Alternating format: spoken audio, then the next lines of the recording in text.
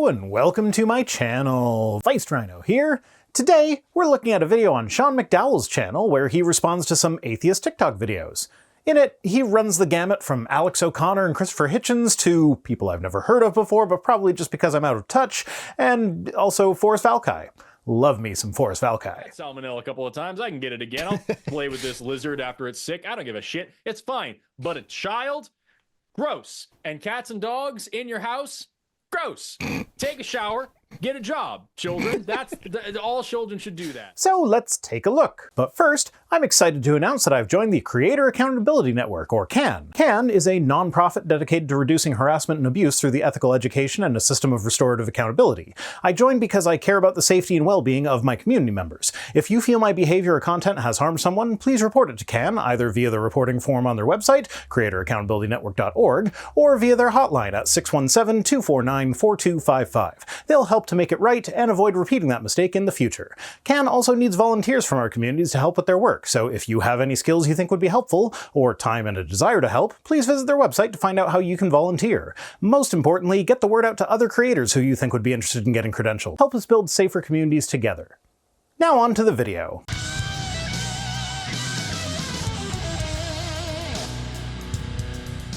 Should the evidence for the resurrection be ruled out from the beginning because it's improbable? No, the evidence for the resurrection shouldn't be dismissed because a resurrection is improbable. That wording suggests a fundamental misunderstanding of what the argument even is. Basically, the idea is that, given the nature of the evidence surrounding Jesus' ministry and death, there are too many naturalistic explanations for how Christians came to believe in a resurrection, any one of which is more plausible than an actual resurrection. So we don't dismiss the evidence because resurrections are improbable, we dismiss the conclusion of a resurrection because there are several explanations for the evidence that do not rely on subverting our knowledge of how biology works. And while apologists will usually pretend that the naturalistic explanations have to account for all sorts of ridiculous-sounding issues, like a group of fishermen somehow sneaking past professional Roman soldiers in order to steal a body, often the explanations are as simple as people sometimes write down things that aren't true. Does the Bible have mythological development that undermines its reliability? I don't know that the development itself is what undermines its reliability, but yes, there is mythological development that can be seen in the Bible. These are just a few of the issues we'll look at today as I respond to 6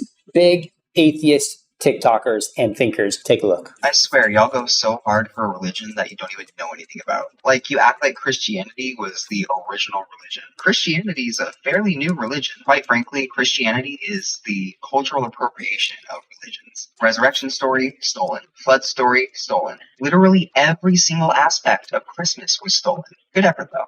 Love this young man's enthusiasm, but he could not be more mistaken. Well, he could be. Honestly, I'm not a fan of using stolen to describe these things. Evolved from, or developed, would be better, though stolen could definitely apply to some of the pagan stuff that was co-opted for things like Christmas, but the flood myth, for instance, evolved from earlier Babylonian myths. Minor distinction, to be sure, but yeah, that doesn't mean that he couldn't be more wrong. I guess you could poke at the stealing of the resurrection story, because the idea that Jesus was made up as an iteration of the common dying and rising God motif is pretty much universally panned by religious and secular scholars alike, but debatably, the idea of a bodily resurrection could have come from Zoroastrian influence, and when combined with the Hellenistic divine man that Jesus was portrayed as in the Synoptic Gospels, you have the makings of a bodily resurrection of said divine man. But that is highly debatable. The timeline of the Babylonian exile that saw many Jews living in Persia, where the Zoroastrian influence would come from, doesn't really line up with when writings started showing up in ancient Jewish literature that contained elements of bodily resurrection, and we don't actually have any evidence that the Zoroastrians of the time held to such a belief themselves. The only ancient documents that point to such a belief in Zoroastrianism come from manuscripts that were produced about 1,000 years after Jesus did his thing.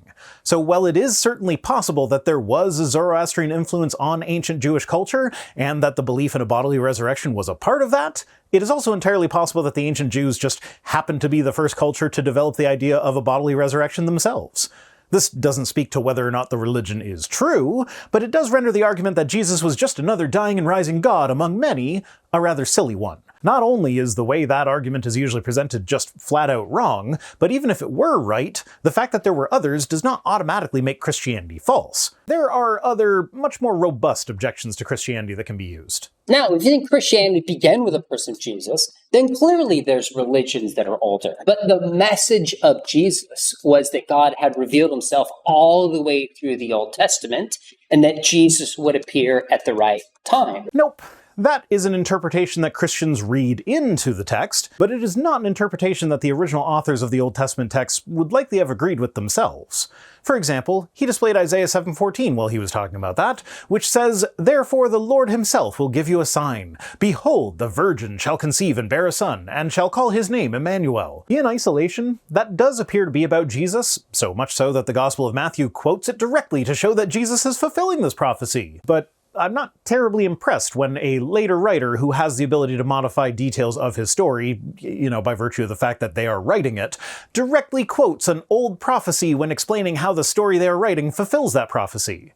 But that aside, let's actually read some of the surrounding context of this prophecy, shall we? "And he," Isaiah, "said, Hear then, O house of David, is it too little for you to weary men that you weary my God also? Therefore the Lord himself will give you a sign. Behold, the virgin shall conceive and bear a son, and shall call his name Emmanuel. He shall eat curds and honey when he knows how to refuse evil and choose the good. For before the boy knows how to refuse the evil and choose the good, the land whose two kings you dread will be deserted. The Lord will bring upon you and upon your people and upon your father's house such days as have not come since the days that Ephraim departed from Judah, the king of Assyria. This is a prophecy about winning a war when Syria and Ephraim invaded Jerusalem. A young woman, notably nothing in the text indicates that this should actually be referring to a virgin. The Hebrew word is alma, which just means young woman. If she were necessarily a virgin, the author would have used the word betula. So this young woman will give birth, and before her child is old enough to know good from evil, the two invading kings will be defeated. Not only is this prophecy referring to a specific invasion, not only does the word translated as virgin not actually say anything about the sexual history of the woman, not only is the child of the prophecy not the Messiah, but just a kid whose age is used as a marker for time, but we also wind up with theological implications that most Christians would be unwilling to tolerate when you consider the idea of Jesus being too young to know how to refuse evil and choose good. He's God in human form. The idea that he ever would not have known good from evil is completely unthinkable to most modern Christians. So, yeah, this prophecy is very obviously not about Jesus when you actually read it in context. And you can engage in similar exercises with any Old Testament prophecies that are said to be about Jesus. In most cases, they aren't even prophetic writings. But even when they are, if you read the surrounding context of the prophecy, it becomes very apparent that Jesus only hit one or two minor points of the prophecy at best, with the rest of the prophecy making it abundantly clear that it is about something completely different. So if Jesus is right, the creator of the world revealed himself in the book of Genesis, which is the oldest religion ever. No, Sean. Genesis isn't even the oldest book that is still used in religious practices today. That honor goes to the Rig Veda, which was composed between 1500 and 1000 BCE. By contrast, the Book of Job, likely the oldest book in the Bible, was probably composed sometime between 1000 and 600 BCE. So not only is Judaism not the oldest religion to exist, it's not even the oldest religion that is still being practiced today. But that actually ignores the bigger problem here, and that is that Judaism didn't come from a vacuum. It evolved from earlier Canaanite religions and has continued to evolve since. What we know of as Judaism today arguably comes from around the same time as Christianity. Judaism as practiced before the destruction of the temple in 70 CE was quite different from Judaism as practiced today. But the roots of Judaism go back to about the 9th or 10th century BCE, when the then separate nations of Israel and Judah both took Yahweh and his consort Asherah as their primary gods. As time went on, the properties of the lesser Canaanite gods started being absorbed into Yahweh, and eventually even Asherah was displaced as their tendency towards monotheism played out. So, yeah, Judaism is demonstrably not the oldest religion in the world, and the fact that other religions predate it means that the young earth creationist interpretation of the creation story in Genesis cannot be true. But second, to say that Christianity stole from other religions, I don't know any more charitable way to say this than it's just flat out ridiculous. Again, though, it depends on how that claim is being made. If it's being made in the same way as can be found in the movie Zeitgeist, then yeah, it is ridiculous. Most of the religions they say the Jesus story was copied from didn't exist until after Christianity was formed, and their portrayal of those religions in that movie is just filled with lies and half-truths to boot. Also, the Ishtar meme that circulates every Easter is pretty much completely bogus, but it is undeniable that the development of Christianity and Judaism was influenced by other religions, both in the form of borrowing practices and myths from other religions, and in the form of pushback against those other religious influences. The creation story itself shows signs of being influenced by earlier myths like the Enuma Elish, not to mention the flood story being closely related to the one found in the earlier Epic of Gilgamesh. Friends, the idea that Christianity borrowed resurrection in particular from other religions is blatantly false, and the vast majority of scholars recognize this. It is arguably false, not blatantly false, and scholarship is divided on the matter. As already mentioned, there are plenty of scholars who argue that the idea of a bodily resurrection was imported from Persian culture during the exilic period, but that connection is tenuous enough that it can't be said to be where they got that idea for sure. And it is entirely possible that the idea of a bodily resurrection was first proposed by the ancient Jews of the 1st century BCE, with Christianity adapting it to cover Jesus' resurrection first, with the final resurrection of the dead happening during the end times. So, yeah, it is possible that the resurrection itself is an idea that was original to the Abrahamic faiths, but even then, we see the idea evolving as time goes on. It originally showed up as just the resurrection of the dead during the end times, an idea that the Christians kept, but added on the idea of Jesus having a bodily resurrection. The idea that there were resurrections in the sense that coming back to an embodied life here is unique to the person of Jesus. There's not a shred of evidence that was borrowed from other faiths. Well, they did borrow it from Maccabean Jewish culture, but despite the fact that Sean probably doesn't see Christianity as being a divergent sect of Judaism, which it definitely was during the 1st century but arguably continued to be such until as late as the 4th century, he does see it as being a continuation of Judaism though, so wouldn't consider borrowing aspects of Jewish culture to be problematic like he would for the borrowing of myths from other ancient Mesopotamian cultures. But all of this aside, do you really think "we made up this idea first" actually translates to "this idea is true"? Because here's the thing about that. It just doesn't. I am definitely the first person to make up the idea of Gay Unicorn Gary, the unicorn that created the universe and gives us all people a desire to participate in a gay orgy, whose merch you can buy now at merch.vicerhino.com. But does the fact that I made him up mean that he is real? I mean, obviously, he's entirely real, and the fact that you can see cultural connections between him and the flying spaghetti monster is completely irrelevant. Scholars all agree that it's ridiculous to think that the culture that brought forth the flying spaghetti monster could in any way have influenced the culture that brought forth Gay Unicorn Gary, who I made up completely originally, but whose existence is real because I made him up.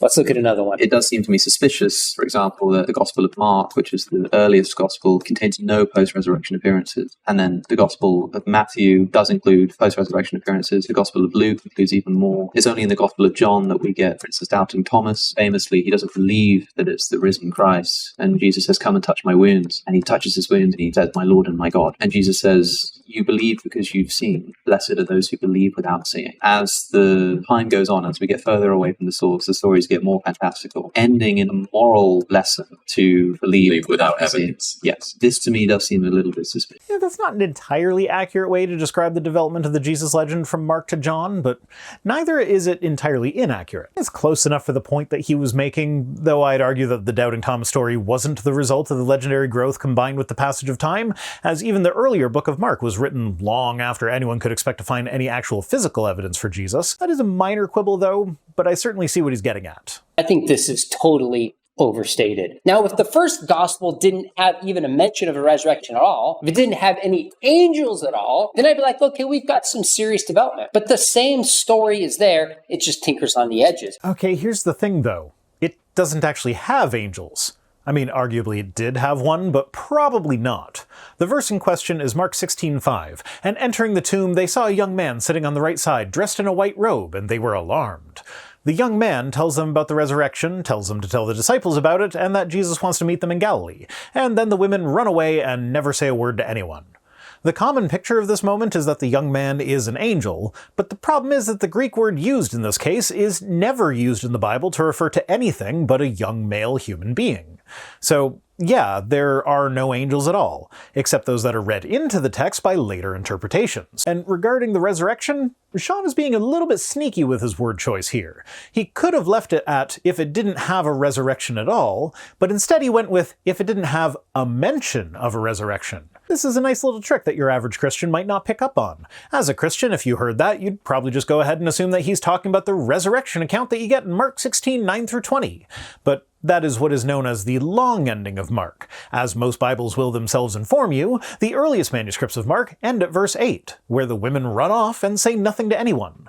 So this is Sean's way of acknowledging that the resurrection appearances that we have in Mark are not actually found in the original book of Mark, but the proclamation that he is risen happens in verse 6, so probably was originally there, thus allowing Sean to say that Mark has a mention of a resurrection without being called out for ignoring the fact that everything after verse 8 is a later addition. But by the way, when you get to John, the point of Jesus' encounter with Thomas is not to believe without evidence and just have faith. It's the opposite. So, blessed are those who have not seen and yet believed actually means blessed are those who believe after they've seen physical evidence for themselves? Weird take, but go on. Thomas had evidence. His 10 buddies, the disciples, told him they had seen the risen Jesus. And Jesus had predicted it. So Jesus is not saying, blessed are those who believe blindly as opposed to those who demand evidence. He's saying to Thomas, blessed are those who believe based on the evidence they have, which is different than the evidence Thomas had, which is seeing Jesus in the flesh. Again, though, that's not the opposite. That's splitting hairs over what counts as evidence. If I take the story at face value and agree that Thomas did have his 10 friends telling him that Jesus was risen, that's still not great evidence. As a comparison, if 10 of my friends told me that another one of my friends who had died was actually still alive, I would be the same as Thomas. I think they were either playing some cruel prank, were delusional, or a mixture of the two. After all, people lying or being wrong about what they say is a thing that we know happens out here in real reality, whereas the likelihood that I have 10 friends is implausible to the point of absurdity. What are you looking at? I said resurrection. Don't go back and check. But even if we consider 10 people saying that someone rose from the dead to be sufficient to conclude that a resurrection is now a possible thing that happens, we still have significantly less evidence than Thomas. If the story is true, he didn't believe real people in the same room with him talking to him directly with their face holes. We don't get that. We get a story about a guy who didn't believe people talking directly to him with their face holes that wasn't written down until more than half a century after the people did the talking with the face holes.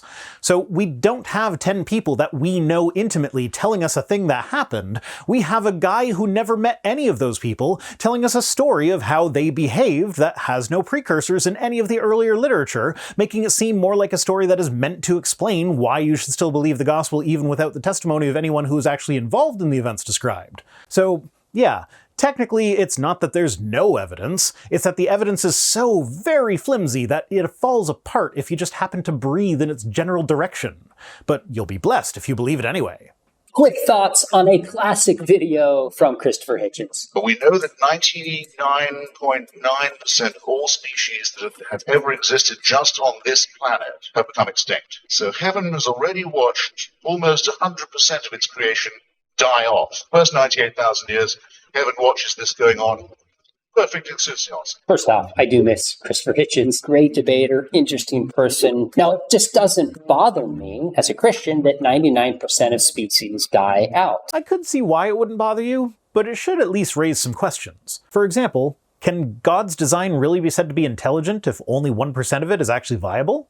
Why would we think that God has to create species to last forever to have value? Things can be temporary and have value for those seasons. Oh shit! Is he going to accidentally explain why life still has value if there is no God? Because apologists will often claim that life cannot have inherent value or purpose for atheists because it ends, and then use that as an argument from consequences to say, I don't like that there's no inherent value or purpose, therefore God. My response to that has been to point out that scarcity increases value. Because this life is the only life I'll get, every moment is precious and valuable to to me. Purpose is more nebulous, I get to decide that for myself, but I would agree that nobody's life has an inherent externally imposed purpose. But here Sean is, pointing out for himself that something can have value even if it's only temporary, in direct contradiction to the normal position apologists take. Now, to be fair, I'm not sure that Sean has ever made that argument. I don't recall ever hearing him say it myself, and I can't find clips of him saying that at the moment, so maybe he is being perfectly consistent, but this is an amusing comparison for me nonetheless. But a thing isn't beautiful because it lasts. Maybe God designed the world that certain species would live for a season and then they would die out. That's possible and poses no challenge to the Christian faith as far as I can see it. It would definitely cause some issues with young Earth creationism, though, as it would mean that not enough time has passed to accommodate all the extinct species. Well, I also have to keep in mind that Christianity has the resources to make sense of this, and it's what we call the fall. That when Adam and Eve sinned, not only themselves and their relationship with God, but creation itself was rocked by sin. So you think that 99.9% of all animals to exist existed simultaneously before the fall? I'm not sure of Sean's position on the age of the Earth, but I know he denies evolution, so I can guess at it. But that view has the same issues that creationism has. Unless you think the fall was at least a few 100 million years ago?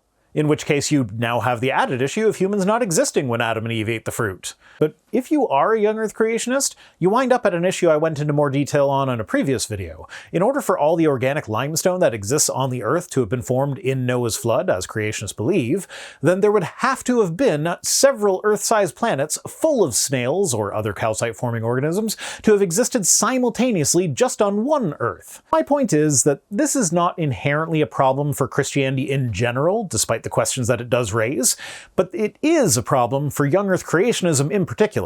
Either way, I don't see why that's much of a problem for the Christian faith. Let's keep rolling. History's method, it's dealing with probabilities. What is most likely the case? What's most probably happened? And what you want to say is most likely probable about the historical Jesus is that a miracle event happened, like he rose from the dead, something that by definition isn't a likely event to occur. Then what it ends up turning out is that you're saying the most likely thing that happened is the most improbable event that could have happened. Yes, miracles are, by definition, extremely improbable, if not impossible. And the context that is mostly absent from that particular TikTok is that this is with reference to specifically how historians determine which events are true. In most cases, what we know about historical events comes from accounts that people wrote of those events. So we have to work it out through probability. This account says that King What's-His-Nuts single-handedly slew 1,000 soldiers of the enemy army in a single battle. Well, from that we can probably assume that King What's-His-Nuts was in command of the winning army of that particular battle, but 1,000 soldiers dying by one man's hand in one battle? That's a bit much. Looking at you, Samson. So when we see an account of a guy being raised from the dead, since that is something that has never been known to happen, so far 100% of people to have died have stayed dead, and since we know that people sometimes write things down that are not true, then the most likely course of events here is one in which the authors of the Gospels wrote down something that was not true. There are many plausible reasons why they could have done so, but people writing untrue words is such a commonplace occurrence that the reason why they are writing those untrue words doesn't much matter when compared to the wildly implausible and likely impossible scenario involving an actual resurrection. All right, he's right that the question about the resurrection of Jesus is a historical question. But I think he's wrong to assume that necessarily history cannot investigate miracles. No, it's not that history cannot investigate miracles, it's that a miracle will always be less plausible than someone writing an untrue thing. So it's more that it's an investigation of the potential reasons why someone would record a miracle and figuring out what events led to it being recorded as a miracle. There's no reason that we cannot explore an event in the past and conclude that the best explanation is possibly a miracle. No, that's not really possible. I mean, I know apologists like to bring up other things and try to bolster the idea of a miracle, making it seem more plausible, like the rate at which Christianity grew in its infancy. But this is done in a rather ad hoc manner. Religions can grow quickly even if their founding events are not literally true. And what other factors are coming into play here? Remember how I said earlier that Judaism, as we know it today, began around the same time as Christianity? Well, What if the rapid growth of Christianity was partly due to the struggle that the ancient Jews had with losing the temple, which was a core part of their religious tradition up to that time? Christ being the sacrifice of atonement for all time works well with the loss of the location where the sacrifices for atonement would be performed, so clearly God allowed the destruction of the temple as a message that the other sacrifices were no longer necessary. And remember, Christianity was originally a sect within Judaism, so the idea that a massive event like the destruction of the temple resulted in a sect of Judaism that did not require temple sacrifice or worship gained followers rapidly as a result of that destruction is entirely plausible. No resurrection required. Now keep in mind, being plausible without a resurrection does not automatically mean that there wasn't one, but it does mean that, historically speaking, the resurrection cannot be said to be true.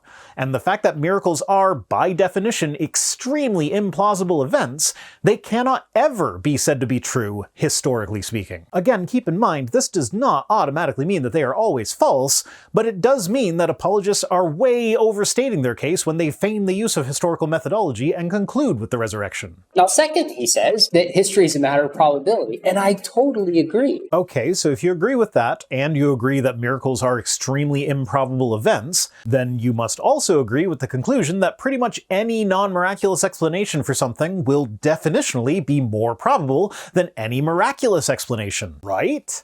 Because that's all I'm getting at here. But what if we add things like the compelling evidence that God exists? If there was compelling evidence that God existed, then I wouldn't be an atheist now, would I? I mean, obviously you disagree with the idea that there is no compelling evidence, but compelling is a rather subjective metric, is it not? You might find vague arguments based on logical fallacies to be compelling, and I can't say they aren't compelling to you, but I need something more than that. From all sorts of arguments, from things like near-death experiences, the beginning of the universe, fine-tuning DNA. I like how he listed arguments as its own category, and then rapid-fired through a list of arguments as though they were separate categories. Not going to deal with all of those here. I have videos addressing all of them, so go ahead and give me all the watch time.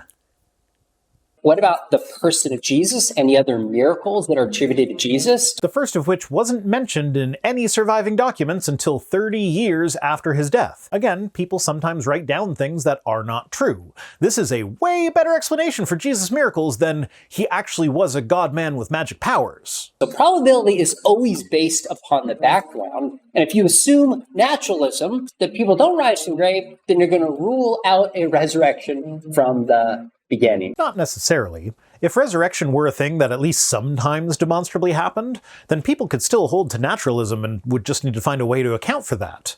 But then whatever naturalistic mechanisms might be proposed would be more plausible explanations than miracles, and resurrections would no longer be miraculous. The assumption of naturalism isn't the problem here. It's still that what you are claiming is miraculous in nature, and in order for something to be miraculous, it must also be entirely implausible or improbable. But also, if we allow supernatural elements to come into the equation and pretend like they aren't ruled out by their incredibly low probability of occurring, we now have to reevaluate all sorts of other non-Christian documents to allow for such occurrences. Emperor Vespasian is a healer, Apollonius of Tyana had ESP, Mohammed split the moon in two, and so on. Bottom line is, we gotta look at the evidence. Is the evidence good? No, it's not.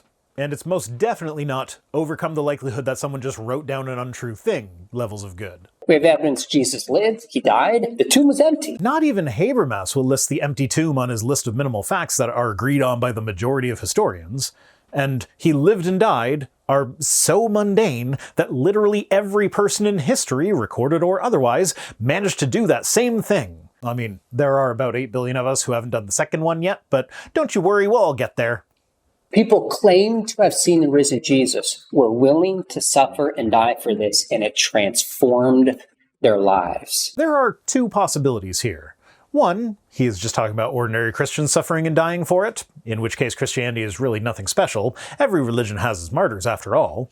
Or, two, he's talking about the disciples with the added caveat that they were in a position to know whether or not what they were saying was true. In which case, the only sources we have for their suffering and dying for Christianity come from places that contain a lot of other details that are not considered to be true because the source is dubious. Like, the upside-down crucifixion of Peter comes from the apocryphal book The Acts of Peter, which also has a story about how Peter's 10-year-old daughter was too sexy and would cause men to stumble, so Peter prayed that God would strike her with a palsy. And when people noticed that a man who healed people in Jesus' name had a cripple for a daughter, he healed her just to prove that he could. And then he unhealed her once he was done. So if you believe that Peter was crucified upside down for Jesus, do you also believe that God approved of Peter making his prepubescent daughter a cripple because men were just too attracted to her? If not, why do you believe one claim from this book and not the other?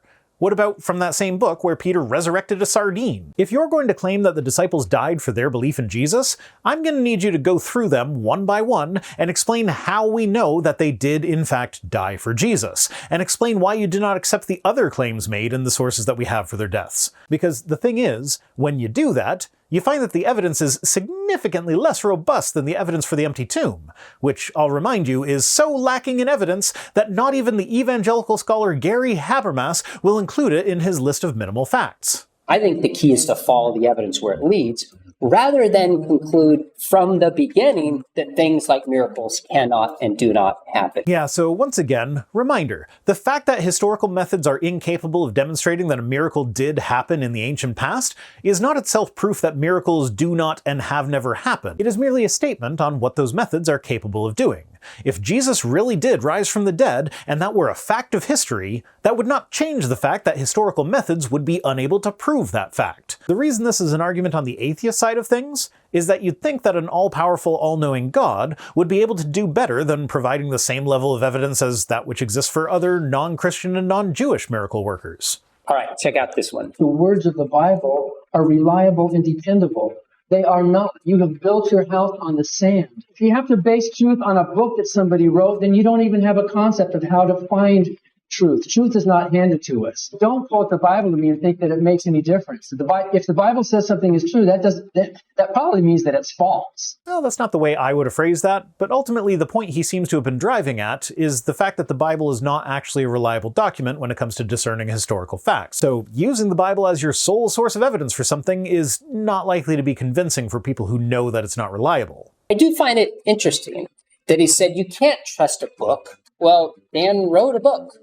Presumably wants people to trust that book. He didn't actually say you can't trust a book on the grounds that it is, in fact, a book. He said if you have to base truth on a book that somebody wrote, then you don't even have a concept of how to find truth. Truth is not handed to us. He is not claiming that the book that he wrote is the basis for truth itself. I would imagine that he would agree that whatever he wrote in his book could be verified to be true or false using things other than his book. And that's the point there. So it seems to me he thinks some books can contain facts that you should believe. Yes, but those books are not themselves the metric by which you should determine that those facts are facts. Which really brings us back to, where does the evidence point? It points to Judaism being a development of earlier Mesopotamian religions, meaning that it is not only not the first religion, but it wasn't even a unique religion in its infancy. Is the Bible reliable, or is the Bible not reliable? Depends what you mean by reliable, and what part of the Bible we're reading. Is it a reliable narrator of historical events? No. Moses, for instance, is pretty much universally agreed by scholars to not have existed. Some allowance is made for the possibility that there was a figure around whom the legend of Moses grew, but for all intents and purposes, the Moses that we read about in the Bible is entirely fictional. In fact, there's all sorts of historical inaccuracies that the Bible presents as historical narrative, like the whole idea that the ancient Hebrews were slaves in Egypt in the first place. And regarding the historical reliability of the books of Luke and Acts in particular, noted New Testament scholar Gerd Ludemann said, "By avoiding the nuances and complexities of real historical events, such simplistic dramatization inflicts grave violence on the truth." That's the case we need to lay out. And I think the case is very compelling. In fact, the majority of scholars would concede, New Testament scholars from the left to the right, that at least some of the words of Jesus in the Bible he actually spoke. We should buy Sean a good set of clippers so that he can deal with all that hedging he's doing. Yeah, pretty much every scholar who is not a mythicist will agree that the Gospels probably contain at least a handful of things that Jesus actually said. Now, they will all disagree about which things are included in that handful and have different reasons for their disagreement, so we really have no way of knowing with any degree of reliability which quotes from Jesus are genuine and which are later additions or misquotes, but surely the Gospel authors at least got a couple right? They wouldn't assume that it's entirely false. No, but neither would they assume that it's entirely true. And since none of them can agree on which parts are true and which parts are false, can we really say that the Bible is reliable with this? Here's a tough one. I don't just believe that religion is wrong. I believe that it's harmful. I believe that it is something that destroys the person and also the society that they live in. It is an evil, terrible thing that is a vestigial remnant from mankind's early, stupid past. And we still have it here. He's got a much more hardline stance than I would have thought. And yeah, I mostly agree, but I tend to be a bit more hedgy with this sort of thing. Sean, do you mind if I borrow those clippers I gave you a moment ago? Yeah, overall, I think religion is a net negative for society. It appears to be a remnant of our early attempts to explain unknown phenomena, and as a form of social cohesion. I would argue that its usefulness in these areas has long since expired, but the emotional attachment that people have to their religion remains. And that is why you don't hear conversion stories about how they looked at the evidence and Christianity was just the logical conclusion.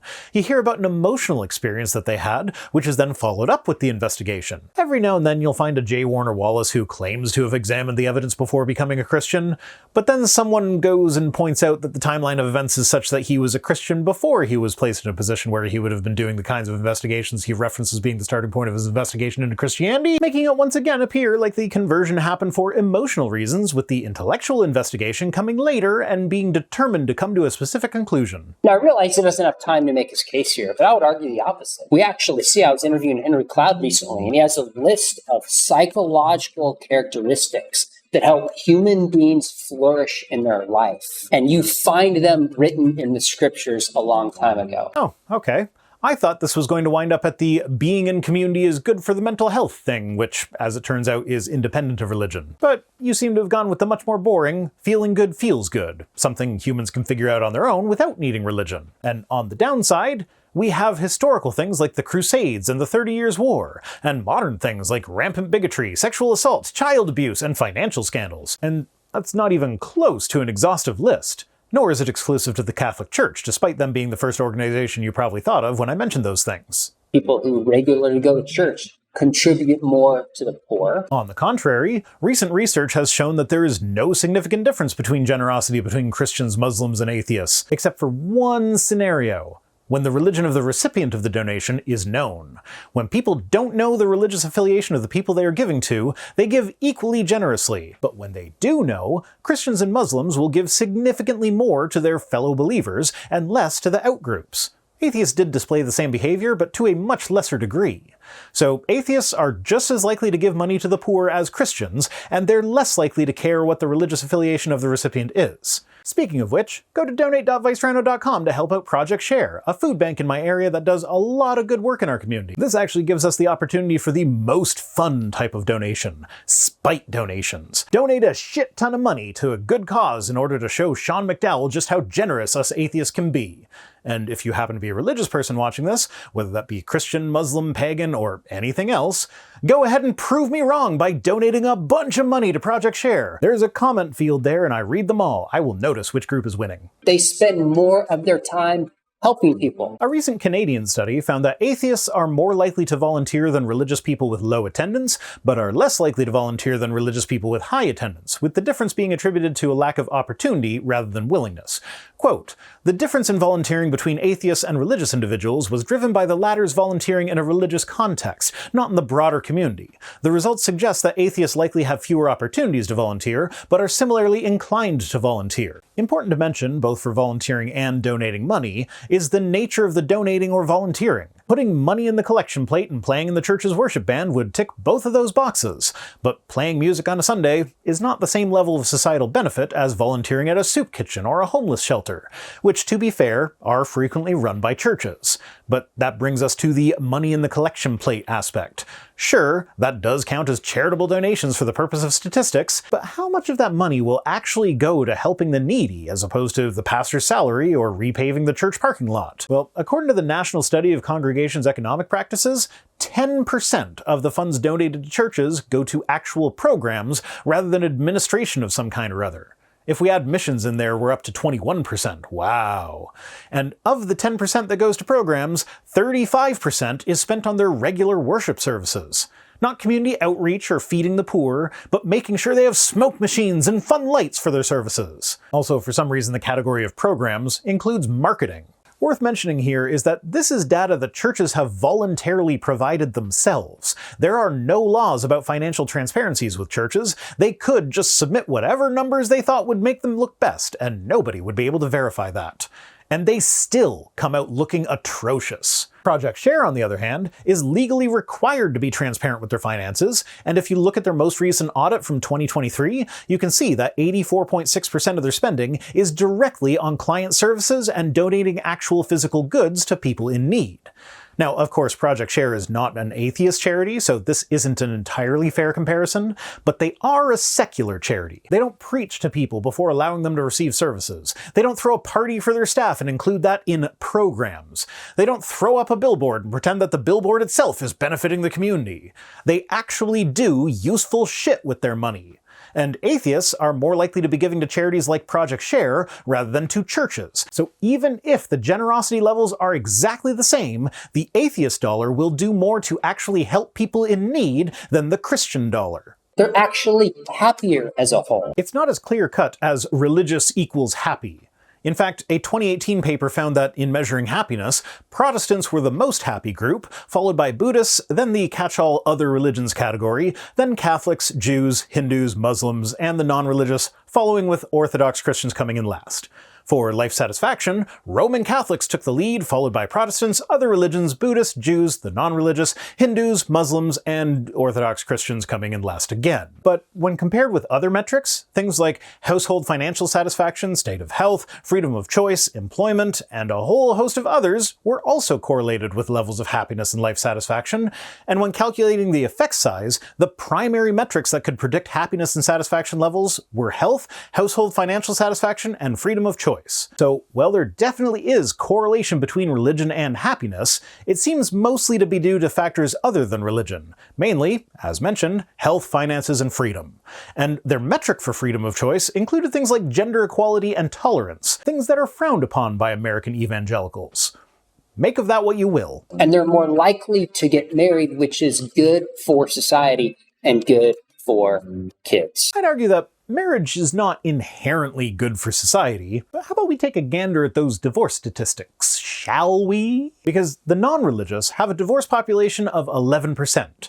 Only 2 Christian groups have a lower rate. The Orthodox Christians, maybe that's why they're unhappy and dissatisfied, and the Mormons. Mainline Protestants have a 12% divorce population, evangelicals are at 14%, historically black Protestants are at 19%, and Catholics are at 12%. And here, we run into a similar problem as when anti-LGBTQ apologists argue that heterosexual marriage stops the spread of STIs. In that case, as it turns out, lesbians are the sexuality that is least likely to contract an STI, so if you actually base your argument on stopping the spread of STIs, you should be arguing for lesbian marriage only. Well, in the same vein, if you're arguing for religion because it promotes marriage and discourages divorce, then you should be promoting either Hinduism or Mormonism, as they are the two with the highest marriage rates and the lowest divorce rates. Specifically, Christianity is the greatest force throughout history, and we see it today, leading towards society and individuals to flourish. Nope, we sure don't. That's it for this one. Don't forget to go to donate.viceround.com to show Sean just how generous us atheists can be. Today's comment of the day comes to us from Fluffy Sheep, who says, "Atheists, if God exists, he should come down himself. Christianity exists because that happened." So here's the thing. God supposedly wants to have a personal relationship with me. The way personal relationships start is by meeting the person you're going to develop that relationship with. So to respond to the idea that God should actually show up to meet the people that he supposedly wants a relationship with by claiming that he did that for a handful of people thousands of years ago, just kind of misses the mark, don't you think? Like, great for them, but I wasn't there. Even if I assume that the Bible is an accurate record of events, which it absolutely is not, I still haven't met the person who supposedly wants a relationship with me. I've just read about him. What's more, I've read about how much he wants a personal relationship with me, and about how he will show up to meet me if I sincerely ask him to, which I did when I was a sincerely believing Christian who was desperately trying to hold on to my faith.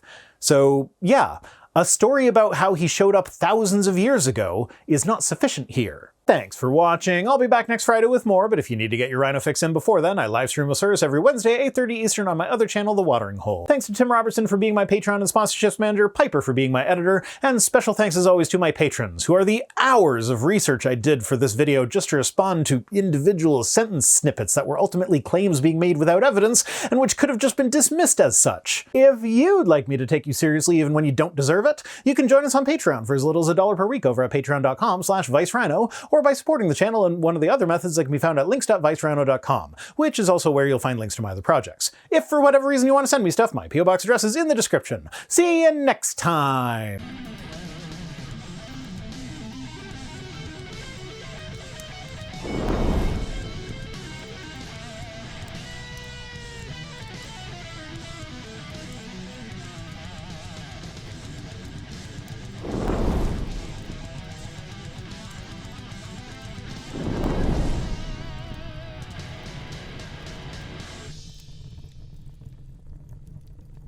Recording and not? I feel like getting on the bow tie and the suit and everything. And if I'm wearing my merch, I can tag it in the video and it'll link directly to the store. I love how you are wearing the most faded version of your... Yeah, but it's like 8 years old, so it's holding up pretty well, all things considered. Not, but... And I am currently recording, so this is an ad for my merch. See how well it holds up over 8 years? 501. C3. Not even Habermas. I'm not sure how to say his name, actually, now that I think about it.